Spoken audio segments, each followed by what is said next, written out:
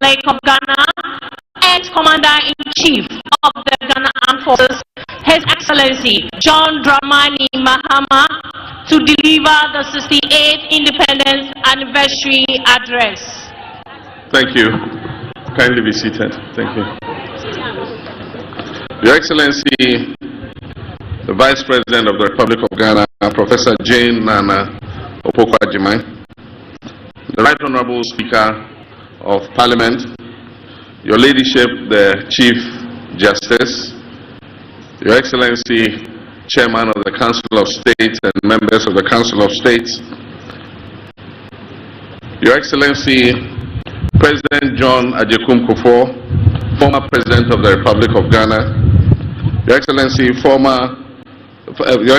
President Nana Addo Dankwa Akufo-Addo, former President of the Republic of Ghana, and our special guest, Your Excellency, President Jakaya Kikwete, former President of the United Republic of Tanzania, Ministers of State, Honorable Members of Parliament, Nimename, our traditional rulers, religious leaders, our service chiefs, our troops, school children, distinguished guests, ladies and gentlemen, friends of the media, and good people of Ghana. I wish you all a happy Independence Anniversary. 10 years ago, during the 58th Independence Anniversary, we implemented reforms to the annual Independence Day Parade. This reform eased the burden of thousands of school children who march, sparing them from hours of standing in the scorching sun. They formed up on the parade ground only when it was time for their march past and presidential acknowledgement. A few years ago, the previous administration also implemented reforms, deciding to rotate the hosting of Independence Day celebrations among the regions of our country. This initiative was intended to bring the celebration closer to all our people. Unfortunately, this year we are constrained not only to interrupt the celebrations rotation amongst the regions, but also to hold it on a scaled-down version here at the forecourt of the presidency instead of the traditional Black Star Square. This is necessary considering the economic crisis our nation is currently experiencing. Large-scale celebrations often come with significant logistical, security, and infrastructure costs, which strain the national budget. By reducing the scale of the event, we wish to demonstrate a commitment to fiscal responsibility and the efficient use of our limited resources. Fiscal prudence has become imperative for navigating the severe economic crisis that has recently confronted our country. The state spent 15 million Ghana cedis on last year's celebration in Koforidua and spent 13.7 million cedis on the previous year's celebration in Ho, in the Water region. This year, we received estimates of at least 20 million Ghana cedis for holding the event at the Independence Square on the same scale as the previous years. In a year when we are calling on all to sacrifice, including workers who have graciously accepted a base pay adjustment far below the rate of inflation, it is unconscionable to spend that kind of money on a few hours of celebration. Today's event would save us 95% of the estimated cost of the event. Nonetheless, this scaled-down celebration does not diminish the importance and significance of this occasion in any way. Ghana's independence is the single most important event in our history, as it sets out us on the path of nationhood. It is even more significant because it lit the flame of independence in sub-Saharan Africa by inspiring other countries yoked to colonial exploitation to seek independence and self-determination. This day must therefore always be commemorated, but when reality calls for a different approach, we must heed it and act accordingly. Moreover, hosting the celebration here at the presidency preserves the symbolic essence of Independence Day while demystifying the seats of government.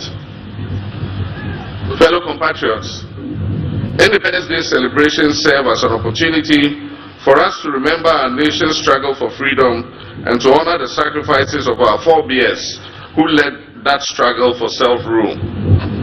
It reinforces our national identity, our unity and patriotism, while offering a moment for reflection on our progress and the challenges ahead. It presents an opportunity for us to recount our history, picking the lessons it teaches, and thereby forging a new path for progress and development.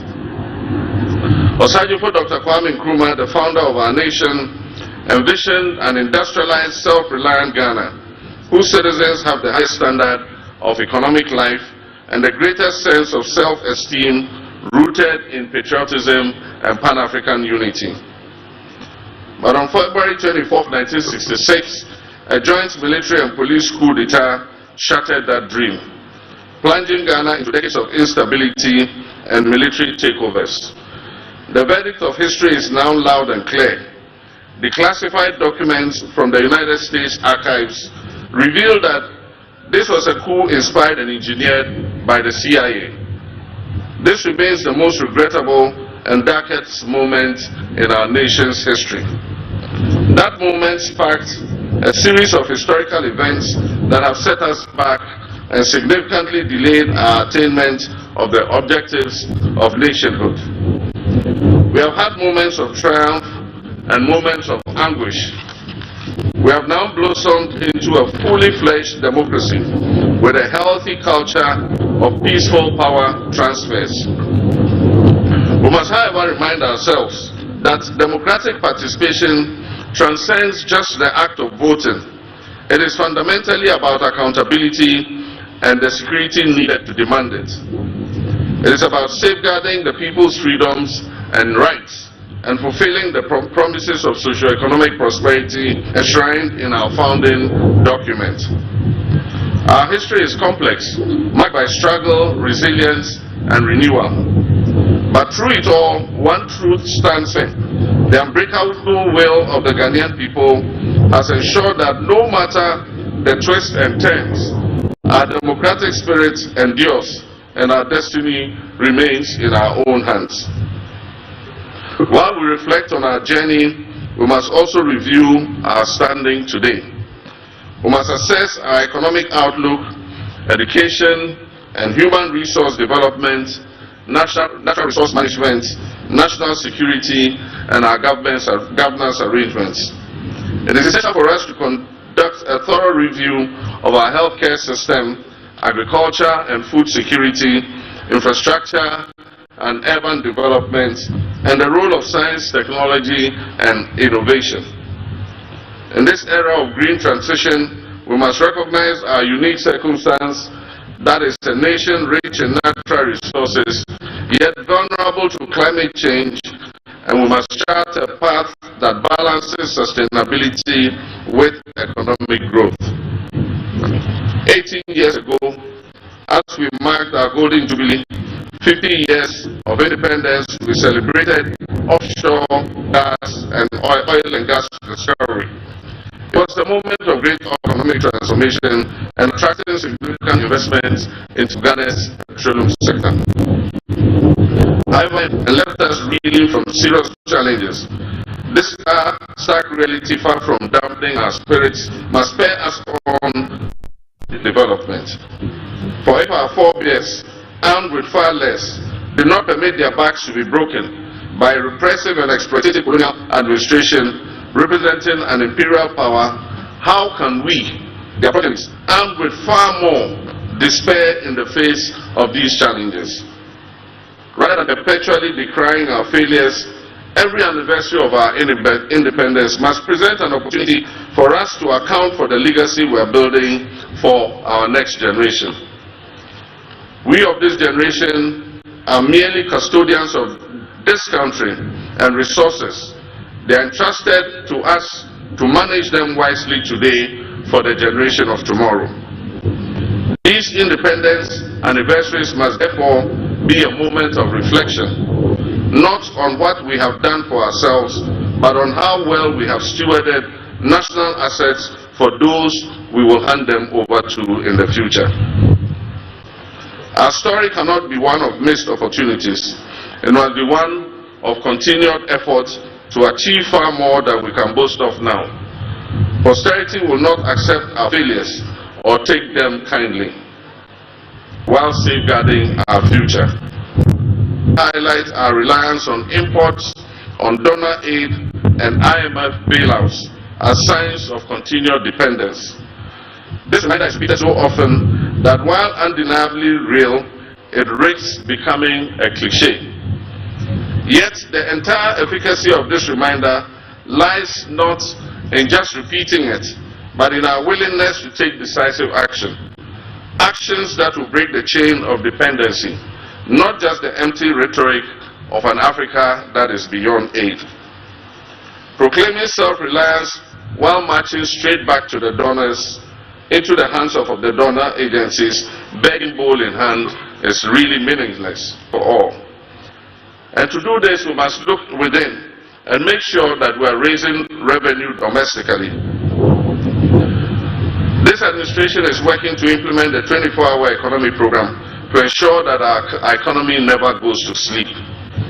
This will allow us to create the necessary job expansion, boost productivity, increase our exports capacity and trade footprint, and also reduce our development is driven from within rather than funded from outside.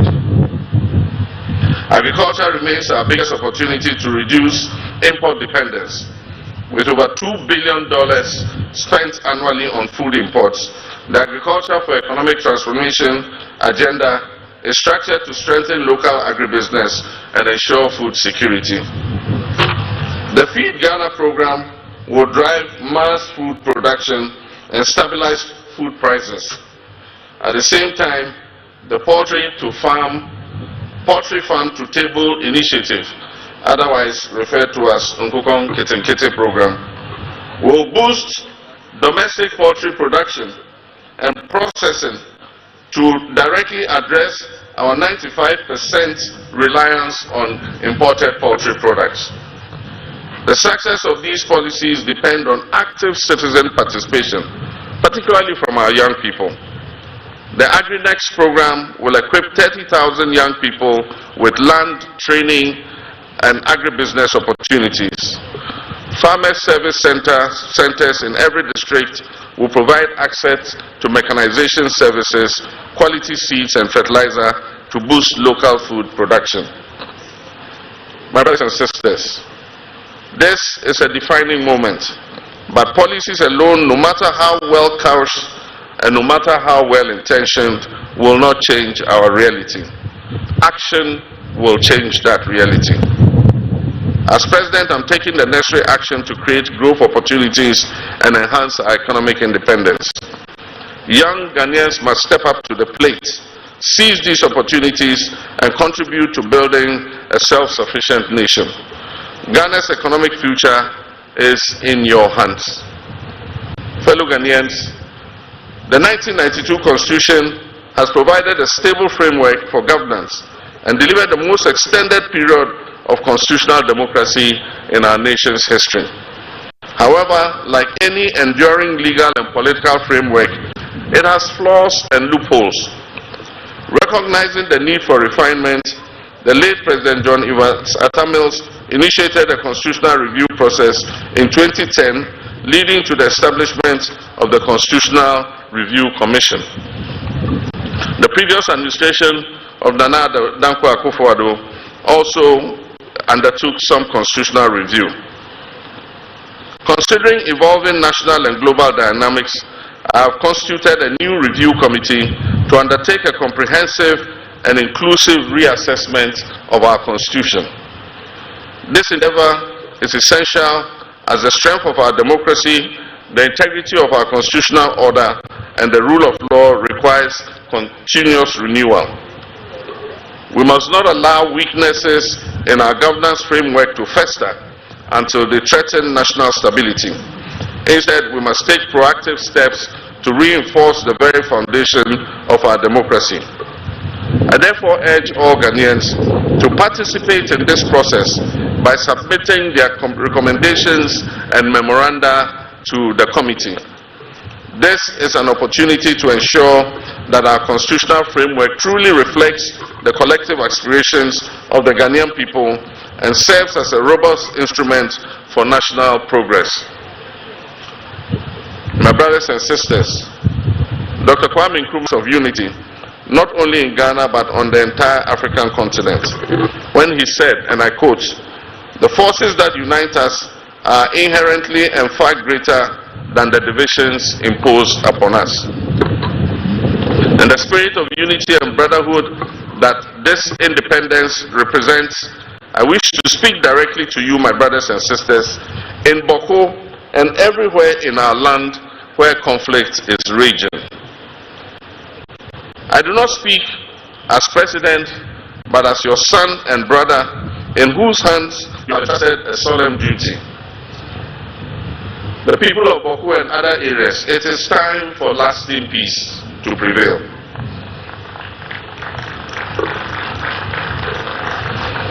Our children deserve to inherit a peaceful land where their dreams are nurtured, not where their nightmares are relived. They deserve to inherit a land where our markets are bustling with trade, not tension and conflict. They deserve to inherit schools that echo with learning and not melancholy. Let us not be swayed by division, mistrust, and the weight of past injuries. Let us give renewal of friendship a chance. Let us give peace a chance. This is not an invitation to simply forget the past. Far from it. It is an invitation to live above it. Fellow countrymen and women, 2 years from now, our dear nation Ghana will celebrate its 70th anniversary of independence. This is our moment in history. We have endured trials, we faced challenges, and carried the burden of our struggles, but we have never given up. Through every storm and shadow, we have kept the flame of hope alive. And now at this critical juncture, we must rise with courage, determination, and unwavering belief that a better future is just within our grasp. Let us reflect on the great movements that have transformed the world, the movements that have liberated us from the bonds of colonialism, and the voices that shaped our path to democratic rule. Before these, people thought it is not impossible for us to create a better life for our people. It was ordinary people, workers, dreamers, farmers, students, the young and the old, who refused to accept the way things were. They marched, they spoke out, they struggled, and eventually they prevailed. From African liberation movements to the fight for common purpose, nothing can stand in their way. As I said before Parliament, we shall live the dreams of our forebears in our lifetime. This is not just a promise, it is a call to action. Let this be our mission to rise above fear, to silence the voices of doubt, and to harness the strength within us to create a future that is fair, that is prosperous, and that is inclusive. Let us move forward together side by side, knowing that every sacrifice we make today will prepare the way for generations yet to come. I thank you very much, my fellow countrymen and women, and I wish you all a happy Independence Day. Your Excellencies, distinguished guests, ladies and gentlemen, that was the 68th Independence Anniversary Address by the President and Commander-in-Chief of the Ghana Armed Forces. Shall we please give him a round of applause?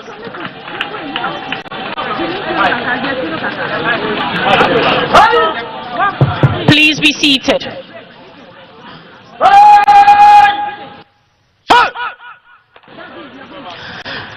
Distinguished guests, ladies and gentlemen, the parade commander will now invite the Forces Sergeant Major, Chief Warrant Officer Ado Daniel, to lead the contingent to give 3 hearty cheers to the President of the Republic of Ghana and Commander-in-Chief of the Ghana Armed Forces.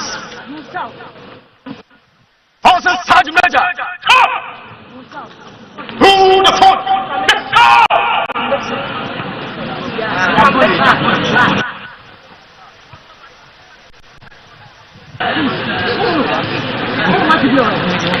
Chief Warrant Officer Ado Daniel attended Nkwanta Secondary School in the Oti region of Ghana for his ordinary level certificate and Kumasi Polytechnic for Royal Society of Arts accounting option.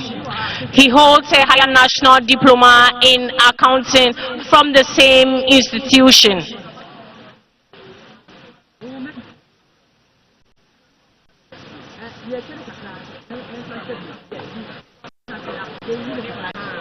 Good morning, Your Excellency. May I have your permission to carry on with the year? Your Excellency.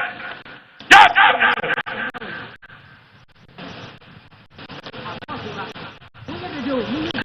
Chief Warrant Officer Ado Daniel was awarded with the Long Service and Good Conduct Medal when he attained 10 years in the service with unblemished record.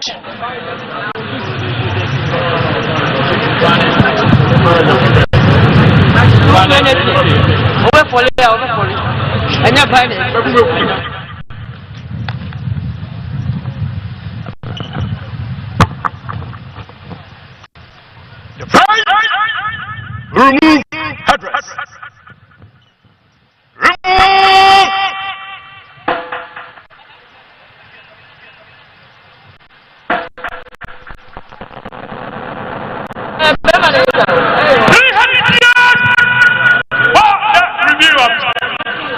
The President and the Commander-in-Chief of the Ghana Armed Forces, His Excellency, President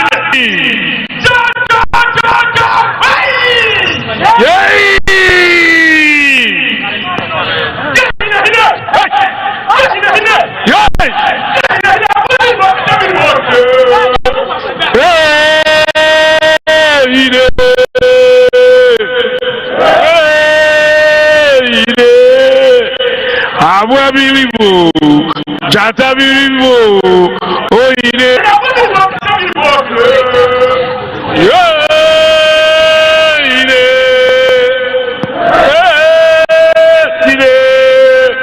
Abwa biribo, jata biribo, oh ine.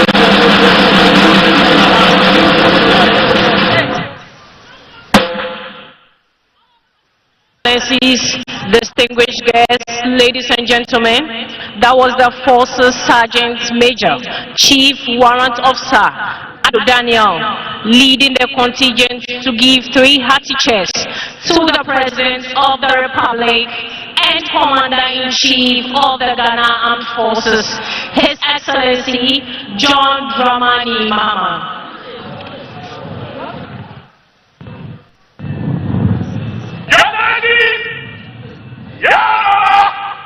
May I have your permission to fire?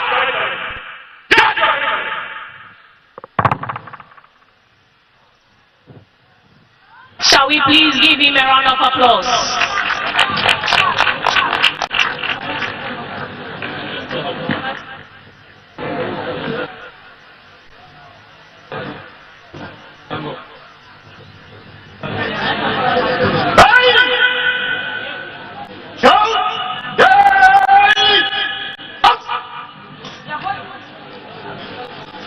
Your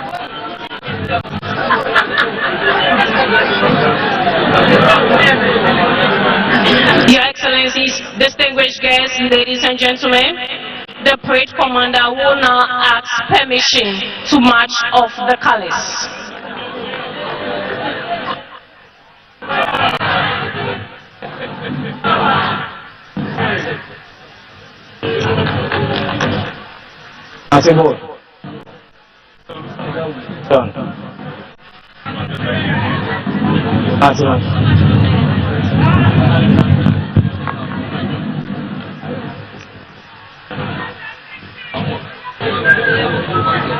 Your Excellency, pray in front of the colors and the remainder of the parade. Your Excellency.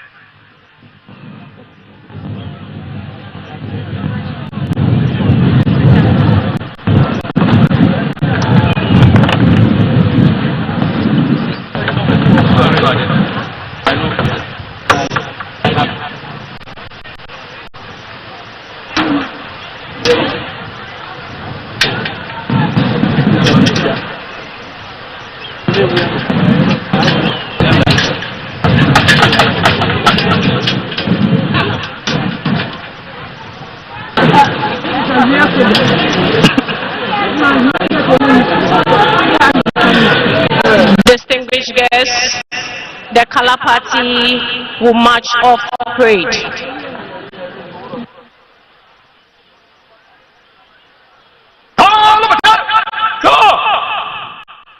March on the colors.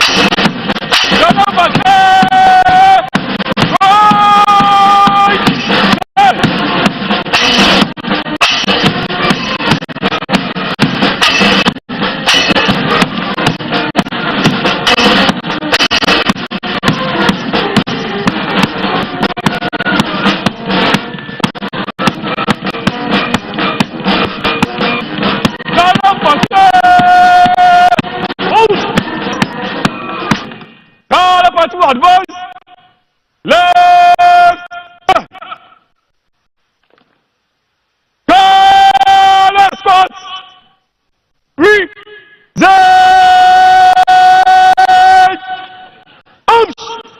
Shall we please rise for the national salute? All personnel in uniform are to pay the appropriate compliments.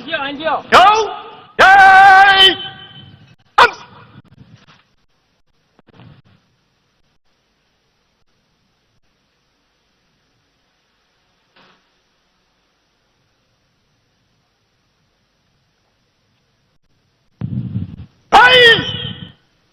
national salute.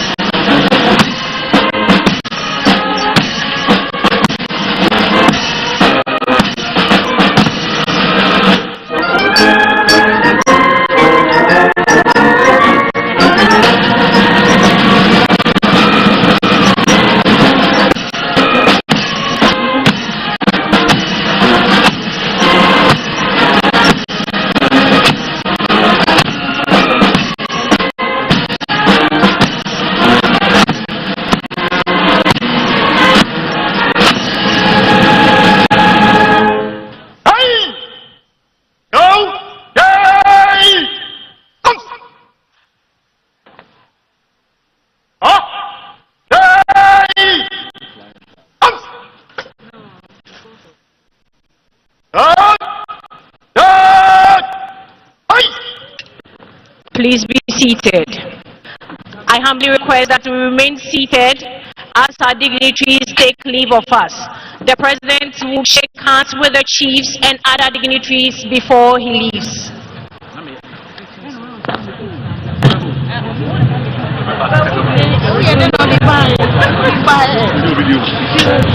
Your Excellencies, distinguished invited guests, ladies and gentlemen, this marks the end of the 68th Independence Day anniversary parade. We would like to express our sincere appreciation to you all for your attendance and participation. I am Squad Leader Gabriela Lawson from the Department of Public Relations of the Ghana Armed Forces, and I'll be your MC for today's program.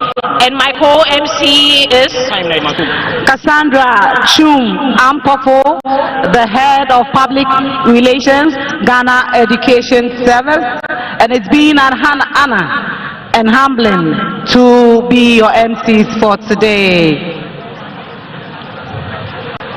Monday, 10th March 2025, parents and guardians are kindly requested to take note of this announcement. Signed by the head of Public Relations Unit, Cassandra Chum Ampofo. Thank you.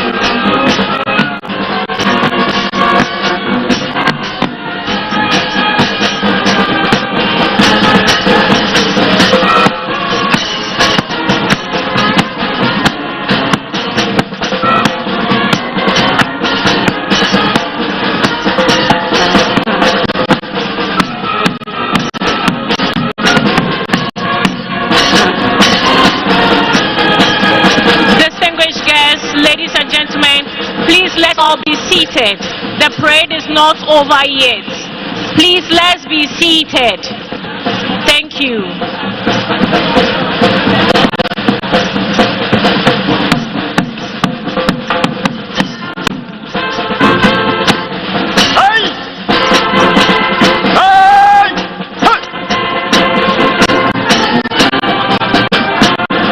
Distinguished guests, please, let's be seated.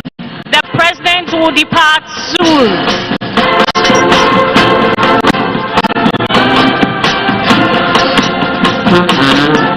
Distinguished guests, ladies and gentlemen, please, let's be seated.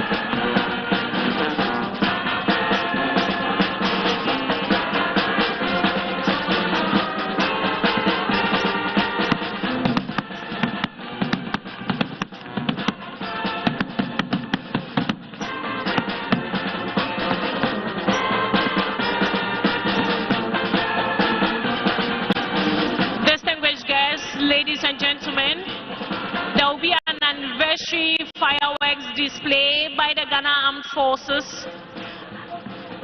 at the old Revolution Square, opposite the ceremonial gate to the presidency at 7 p.m.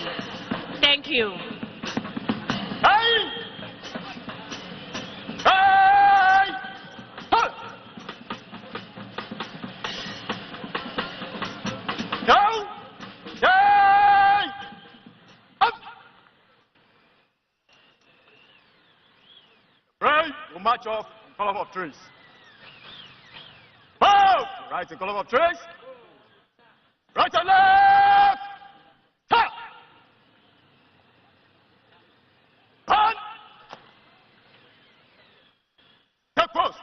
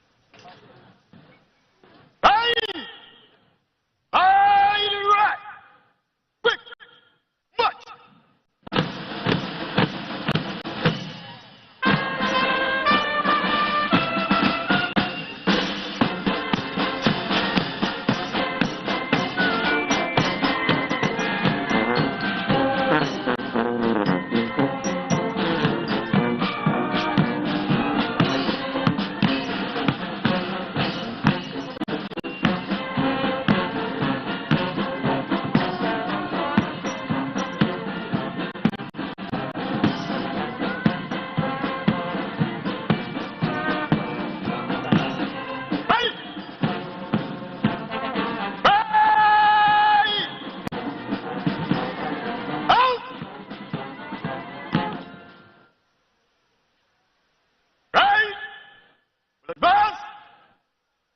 Right and left! Ha!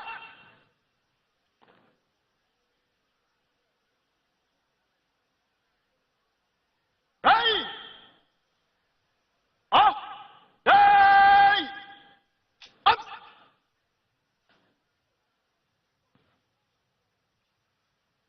Process!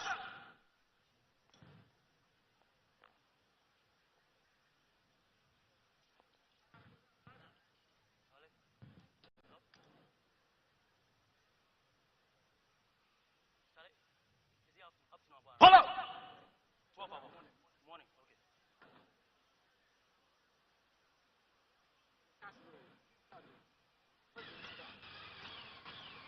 Hey! Hey!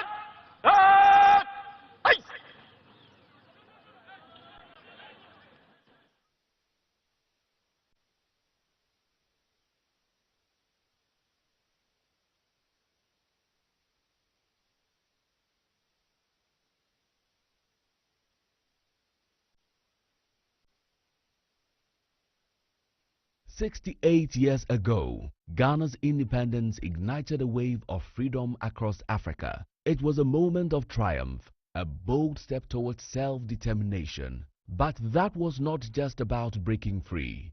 It was about building, adapting, and striving for the best. As we commemorate this milestone, we pause to reflect on our journey, review our progress and challenges, and reset our vision for Ghana's growth and development.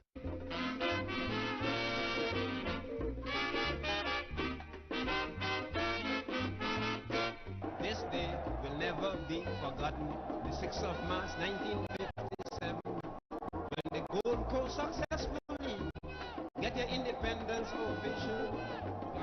Every great nation has a beginning. Ghana's fight was for dignity, unity, and self-rule. It was the first of its kind ever. We've been a colony till 57, and we were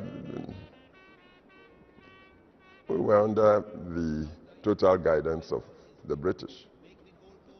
We used to do Empire Days to celebrate the special days of the Crown of Britain. Till 57, when at independence, we started doing our own things. So you could imagine, if you could think back then, that it was such a new experience altogether. And as you know, Ghana was the first in all of sub-Saharan Africa to have become independent. And so, in a way, we were the pioneering nation of much of Africa in terms of breaking out of colonialism into independent states. So it was very exciting, especially for students and young people. Ghana's independence, as we all know, was a great event. It inspired a lot of hope on the continent, in our immediate neighborhood. We were a relatively small country, but I think that in terms of our influence, it is completely out of proportion to our size. And independence actually was one of the reasons, being the forerunner on the continent, and there's that place. And we inspired a lot of hope. This became a pilgrimage for a lot of Africans in Africa and outside of the continent. So we got visitors from the African American community, Malcolm X, Maya Angelou, W.E.B. Du Bois. They were all coming here for inspiration. So we did inspire a lot of hope for the liberation of the continent, but of black people everywhere. And the civil rights movement, it's important to state, happened just around the same time. So at the same time that we got our liberation from colonialism, that's when African Americans were also getting liberated and fighting for liberation in the US. So all of those things, I think, drew a lot of inspiration from Ghana. There's no doubt at all that Osagyefo Dr. Kwame Nkrumah, who led the struggle for national independence, became the inspirer of the national liberation movements throughout Africa and even the world. And Ghana contributed significant diplomatic and militarily for the success of other struggles for national liberation in Africa. Indeed, Ghana became the home of the liberation movements in Africa. There is a new African in the world. That new African is ready to fight his own battle and show that, after all, the black man is capable of managing his own affairs. The foundation was laid, but the road ahead was not without obstacles. Ghana is the name, Ghana. We wish to proclaim, we will be jolly, merry and gay, the 6th of March, Independence Day.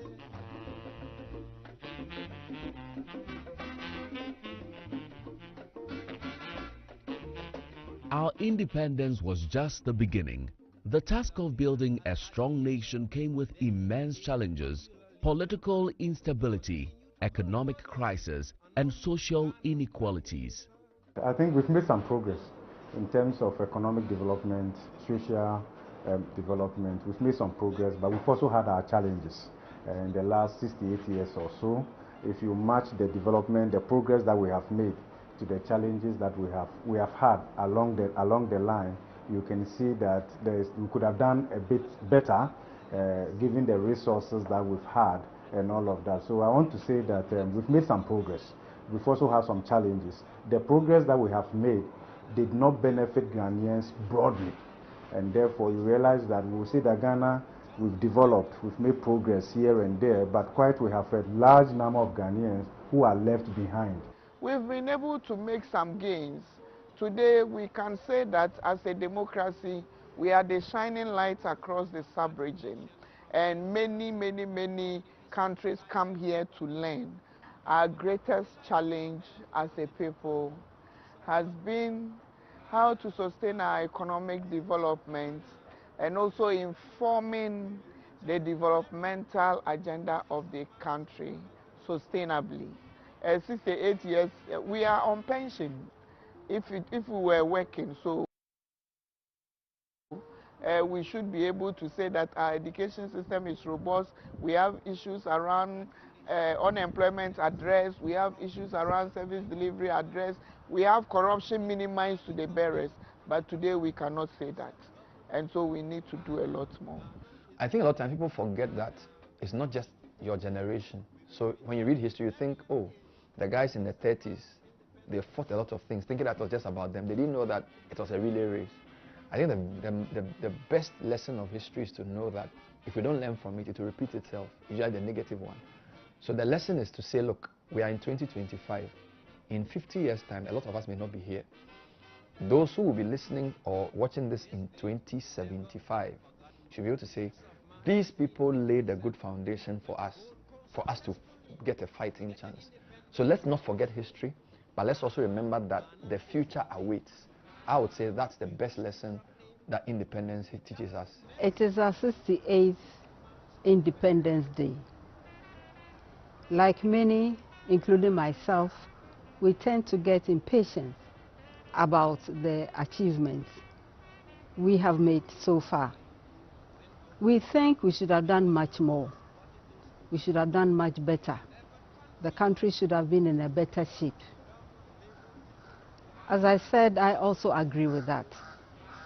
But let us not forget those who for hundreds of years before Independence Day, coming down to the struggle for independence, have made such contributions as have made our independence even possible in the first place. I'm in my early 40s and Ghana is 68, so essentially my country is about 25 years older than me.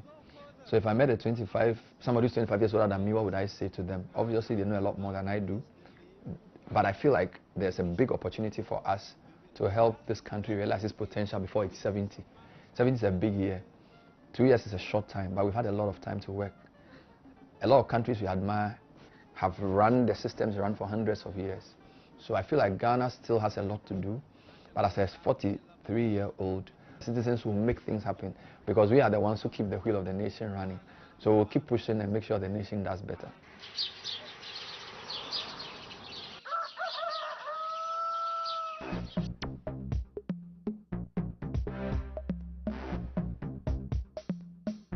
Ghana stands at a pivotal moment in history.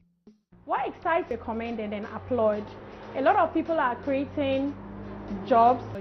I am so excited about Ghana's future because of the entrepreneurial spirit in the youth nowadays.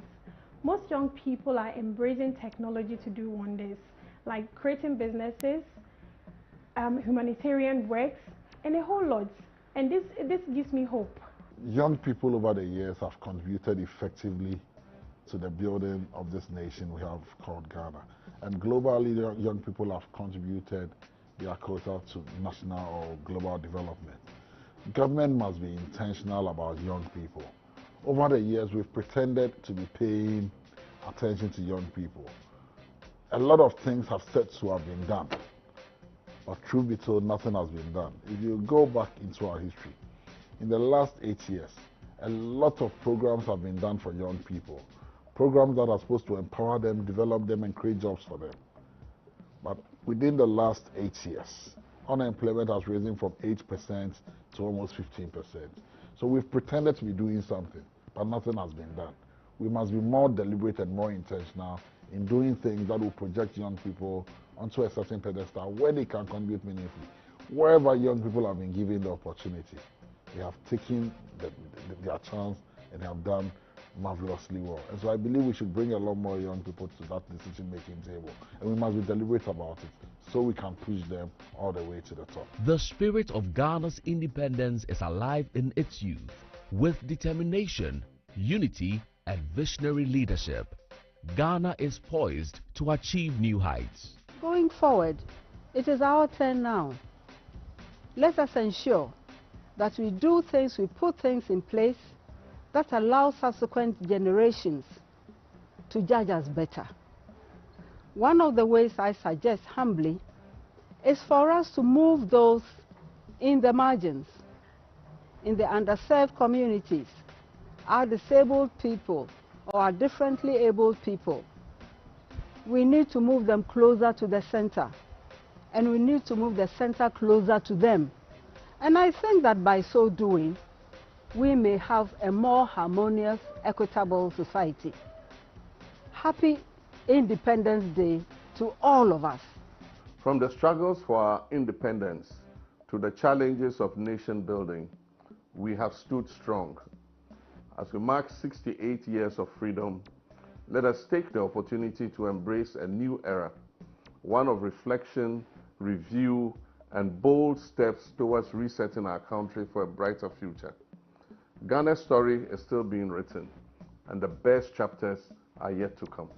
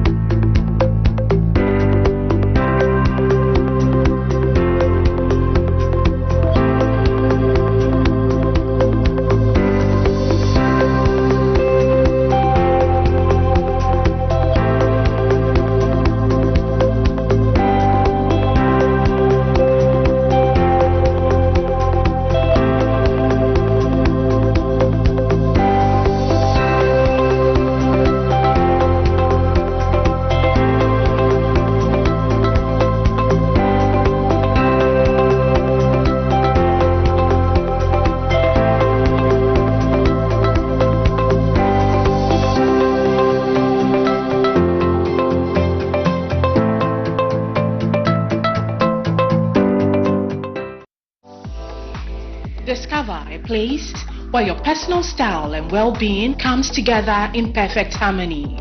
Welcome to Ezel Fashion, your personal style haven. Start your day with a fresh haircut at a premium barbering station. Relax, rejuvenate, and indulge in a full body massage that will leave you feeling refreshed and revitalized.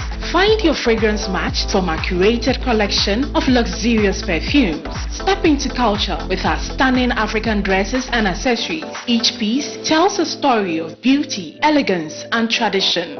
Complete your look with our exclusive collection of shoes, bags, and watches. From chefs, we have the perfect outfit for every occasion, whether it's business, casual, or something special. Whatever your style or needs, we have it all under one roof. Locate Ezel Fashion today at Ayarifa Ghana flag on the Medina Ebri Road or call us on 053-668-2990. Ezel Fashion, where style meets blades. Ezel Fashion, where style and comfort meet.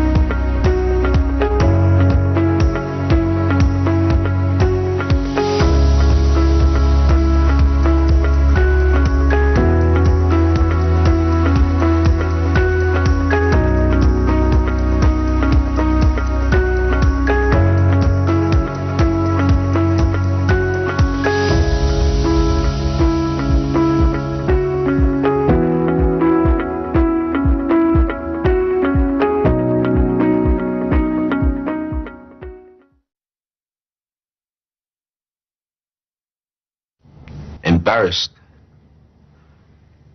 Too embarrassed to speak to a loved one. Too embarrassed to speak to your doctor. Too embarrassed when in our lifetime 1 in 4 black men will be diagnosed with prostate cancer. 1 in 12 black men will die from prostate cancer. Let me repeat that.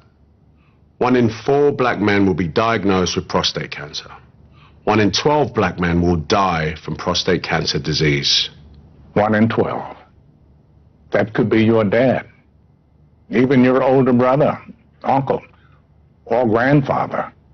You need to make sure they are not embarrassed to speak to you or their doctor about it. Hey, Dad, have you had your prostate checked out? See? How hard is that? It's easy. Just start the conversation. Prostate cancer is survivable if caught and treated early enough. Don't let embarrassment stop you having this important conversation. You may save someone's life. Not just your own.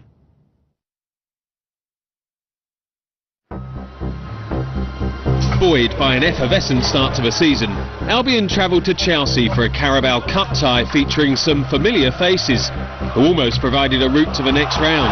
Sanchez with the error.